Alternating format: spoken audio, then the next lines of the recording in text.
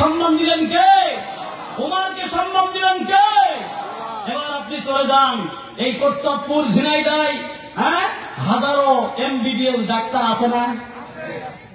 Gynae বিশেষজ্ঞ আছে না? মেডিসিন বিশেষজ্ঞ আছে না? কত এমবিবিএস এফসিবিএস ফেলানো আছে বাড়িতে বাড়িতে, কিন্তু কয়জন ডাক্তারের আপনারা চেনেন? কয়জন ডাক্তারের চেনেন? এখন আপনারা বলেন ডক্টর শফিকুলের চেনে না, গোটা পৃথিবীতে এমন কোন লোক আছে? ডক্টর জাকির নায়কের চেনে না, এমন কোন লোক আছে? তার মানে চেনে কেন? এরা কোরআনের খাদেম। বাংলার আমিরুল মুমিনিন যদি দেখতে চান, আমি তো বলতে চাই ডক্টর শফিকুলের দিকে তাকান। যদি আগামী দিনে এই কোরআনের ডাক আছে, প্রত্যেকটা ঘর থেকে কোরআনের কর্মী বেরিয়ে যেতে হবে। কোন মুসলমান গাফিলতা করা যাবে না। প্রত্যেকটা মুসলমান রামপন্থী বামপন্থীদেরকে উপেক্ষা করে এই কোরআন ডক্টর শফিকুলের হাতে তুলে দিতে চাই। কারা কারা হাত তুলে দেখান তারা।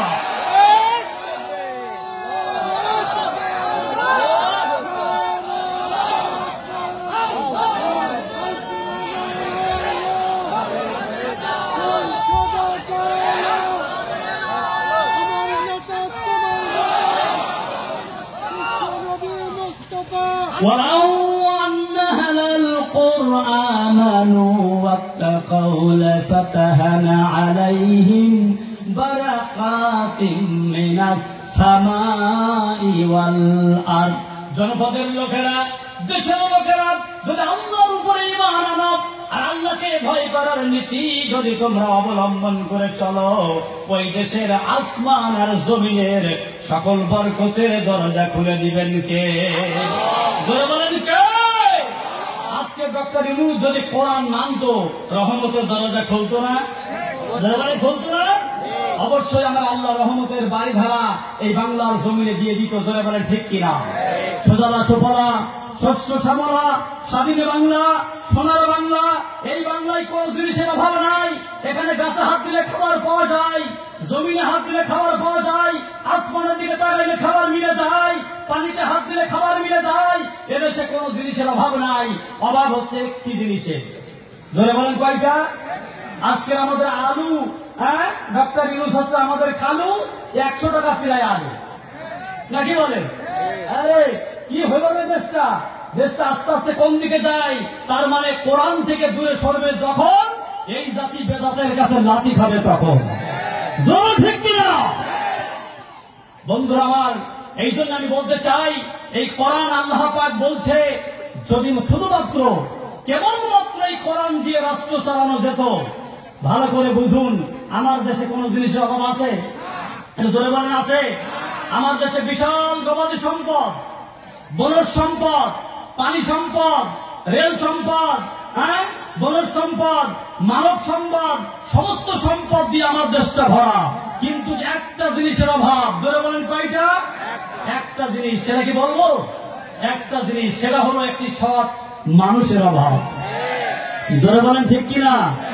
আল্লাহর আইন আর সত্য দিয়ে যদি বাংলাদেশটা শাসন করা যেত, তাহলে এই বাংলাদেশে কোন সম্পদের অভাব হতো না, মানুষ আর না খেয়ে মরত না, নিত্য পণ্যের দাম আর বাড়ত না। জোরে বলেন ঠিক কিনা? ঘরে ঘরে আমরা দেখেছি, সেই জামানায়, তার জমানায় আমরা দেখেছি প্রধানমন্ত্রী, তদানীন্তন প্রধানমন্ত্রী শেখ হাসিনার জমানায় দেখেছি মানুষের উন্নয়নের নামে ছোট্ট কোরআনের পাখিদেরকে গুলি করে মারা হয়েছে। জোরে বলেন ঠিক কিনা? কোরআনের কত পাখিদেরকে গুলি করে মারা হয়েছে। শাপলা চত্বরে হাজারো হাফিজে কোরআনদেরকে গুলি করে মারা হয়েছে। জোরে বলেন ঠিক কিনা? আদেশে অক্টোবরে জামাত শিবিরের হাজার নেতা কর্মীকে গুলি করে হত্যা করেছে। জোরে বলেন ঠিক কিনা?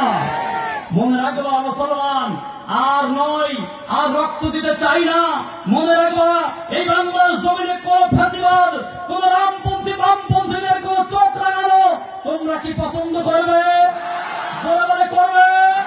আর যদি একবার কোন রামপন্থী বামপন্থীরা মাথা ছাড়া দেয়, তোমাদের যার কাছে যা আছে তাই নিয়ে ছুটতে হবে। না যে চোখারা যদি হাত তুলে খায় তারা।